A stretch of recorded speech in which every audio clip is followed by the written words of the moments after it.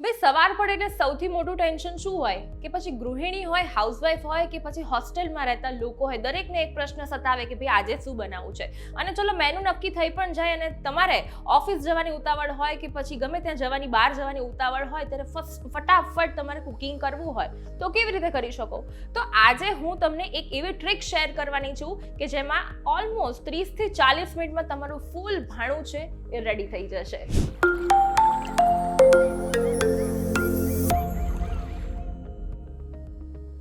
બંસરી આજે શેર કરવાની છું 30 થી 40 મિનિટમાં ફૂલ ભાણું આપણું છે એ કેવી રીતે રેડી થશે. તો સૌથી પહેલા આપણે આજે તમારી જે એક્ટિવિટી છે એને બે પોર્શનમાં વહેંચી દઈશું. એક તો તમારે જે છે એ રાતથી શું પ્રિપરેશન કરવાની છે અને બીજી વસ્તુ એ છે કે સવારે ઉઠીને કેવી રીતે ફટાફટ બનાવશો. તો રાતથી તમારે શું પ્રિપરેશન કરવાની છે. જે તપેલીમાં તમારે ભાત બનાવવાના હોય એ તપેલીમાં તમારા માપસરના ચોખા લઈ ઢાંકીને એક બાજુ મૂકી દેવાના છે. શાકને સમારીને ફ્રીઝમાં મૂકી દેવાનું છે. દાળ જે તપેલીમાં તમે બાફવાની હોય એક નાની તપેલીમાં દાળને પણ પલાળીને 2 થી 3 વાર ધોઈને પલાળીને મૂકી રાખવાની છે. અને જે તાસમાં તમારે લોટ બાંધવાનો હોય એમાં જરૂર મુજબનો લોટ લઈને ઢાંકી રાખવાનો છે. એટલે આ બધી બેઝિક પ્રિપરેશન તો થઈ ગઈ. હવે સવારે ઉઠીને શું કરવાનું છે?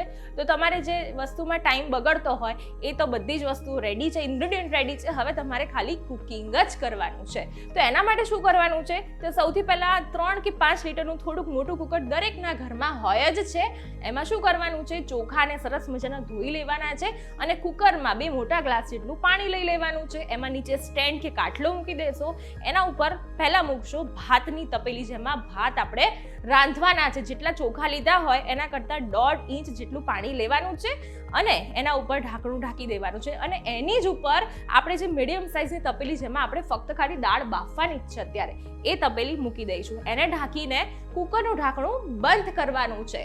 હવે વિસલ નથી મારવાની, વિસલને કાઢી લેવાની છે અને એની ઉપર એક નાનકડી વાડકી ઢાંકી દેવાની છે, જેથી એની જે સ્ટીમ છે એ બહાર ના જતી રહે. ગેસ ચાલુ કરવાનો છે અને 20 થી 25 મિનિટ આવી જ રીતે દાળ અને ભાત બંનેને કૂક કરવા દેવાનું છે. હવે આ 20 મિનિટ દરમિયાન તમારે બીજું શું કરવાનું છે? તો નાનું એક કુકર હોય જેમાં તમારે શાક બનાવવાનું હોય, એ કુકર લઈ અને એમાં તમારે શાક મૂકીને એ રેડી કરવા મૂકી દેવાનું છે.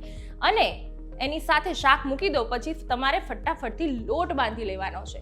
તો આ 20 થી 25 મિનિટનો ટાઈમ છે, એમાં તમારે 4 વસ્તુ એક સાથે થતી રેડી થવા લાગશે. દાળ બફાઈ જશે, ભાત થઈ જશે, એક બાજુ શાક કરવા મૂકી દીધું હશે ને લોટ પણ બંધાઈ ગયો હશે. હવે ઇન બિટવીન જો તમારી દાળને બધું બફાઈ ગયું હોય તો તમારે એક બાજુ દાળની પ્રિપરેશન ચાલુ કરી દેવાની છે. દાળ એક બાજુ કૂક થાય ત્યાં સુધી તમારે ફટાફટ રોટલીઓ પણ શેકાઈ જશે અને આવી જ રીતે ટાઈમ મેનેજમેન્ટ પણ થશે અને ફટાફટથી 30 થી 40 મિનિટમાં તમારું ફૂલ જે ભાણું છે બનીને રેડી થઈ જશે. હવે જેમ આપણે વાત કરી કે શાક તમારે પહેલેથી જ સમારી રાખવાનું છે, પણ જો તમારે બટેકાનું શાક બનાવવાનું હોય તો બટેકાને સમારીને પહેલેથી ના મૂકી રાખતા, કારણ કે તે કાળા પડી શકે છે. ઘણા લોકો લોટ બાંધીને રાતથી જ લોટ બાંધીને ફ્રીઝમાં મૂકી દે છે, પણ આપણે હાઇજીનનું પણ ધ્યાન રાખવાનું છે. ફાસ્ટ કુકિંગ તો કરવાનું છે, પણ સાથે માંદા ના પડાય એનું પણ ધ્યાન રાખવાનું છે.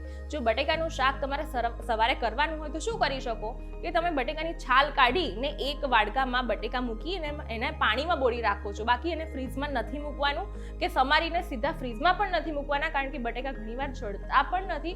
આ સાથે લસણ કેવી બેઝિક વસ્તુઓ જે હોય છે એ તમે જ્યારે પણ નવરાશનો ટાઈમ હોય ત્યારે થોડા થોડા ફોલીને રાખી શકો છો. તો આવી નાની નાની પ્રિપરેશનથી ઘણું બધું ટાઈમ સેવિંગ થાય છે અને જે કુકિંગ જે બોરિંગ અથવા માથાનો દુખાવો બની જતો હશે એ પણ હવે ખૂબ જ ઇઝી બની જવાનો છે.